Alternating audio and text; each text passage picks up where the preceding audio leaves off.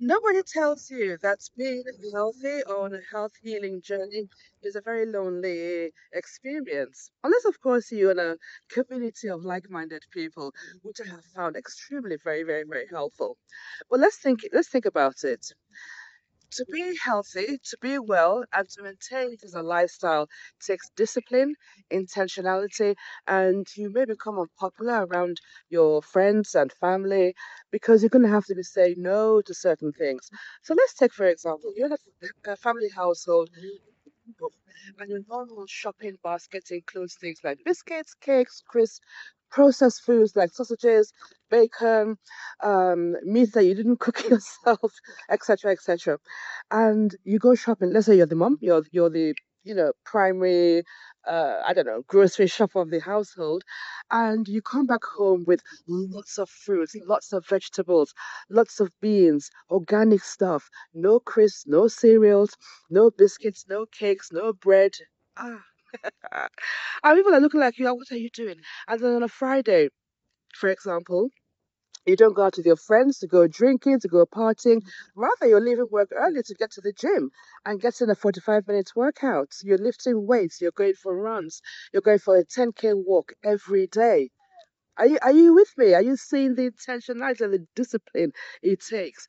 Let's say you go for a birthday party. There's lots of I love cake, but I have to say no to cake. But anyway, there's birthday cake. There is in my where I'm from things like puff puff, meat pie, high calorie snacks and foods, and you're like saying no.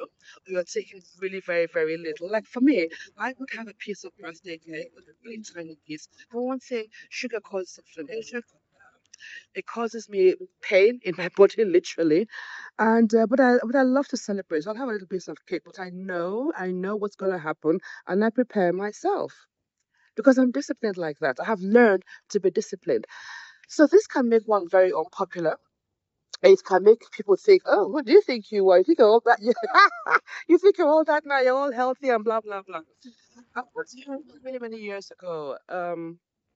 A wealthy businesswoman, black woman, I would say as well. Not you'll understand if you know. She was saying that it's very lonely at the top, being you know the only multimillionaire. This was a time when you were a millionaire, that was a lot of money. But yeah, it was very lonely at the top, being the only woman, the only black woman, so wealthy amongst her peers, amongst her family, and just in general, so she could afford to have like a nice big house in a nice affluent area, and she was the only black woman there or black family, that kind of thing. So I remembered that, as a young woman, having the dream of being my own businesswoman.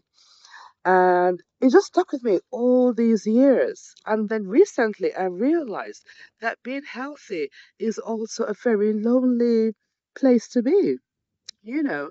But now here's the thing, and I speak from experience. I have been incredibly like ill, you name it, mental health, being overweight, pre-diabetic, insane pain in my whole body, all kinds of things. And I remember it very well because I'm actually quite an active person, and it got to the point where I could barely walk. I had lost a lot of mental processing, I think. So I wasn't able to speak properly. I wasn't able to read and remember. I couldn't even read. And if I could read, I wouldn't be able to remember what I was reading. And I didn't know how to do certain skills like cooking a simple meal. But anyway, I remember when I had, in fact, it happened a few times when I've been in hospital and having a checkup with my doctor. And in one case, my psychiatrist. And they were so, amazed at how well I was healing. And I kid you not, same question from each of them many years apart. And they said to me, "So how come? What did you do? How did you heal so fast and so well?" And I said to them, "I just wanted to get better. I don't like feeling like this." I had no idea the weight of my answer, what it meant, until now. I'm now doing what I do. I don't just endeavor to be well. I help women as well. It is so windy. I hope y'all can hear me. Anyway, so This is why I do what I do because, and I'm so glad actually that I obeyed the call to to heal myself and then to take it further to actually understand the human body, ill health, and then you know being specific in nutrition, menopause, fat loss, uh, weight loss. You know how you get it. You know something? It is so easy to gain weight. It's so easy to eat that biscuit. It's so easy to eat that too much food and say no to the apple and the broccoli and whatnot. It's so easy. But you know how hard it is to get well? Do you know how hard it is to lose weight? It is fucking hard. No, sorry, it is hard. Very hard. Yeah. So when you take on the decision to like get your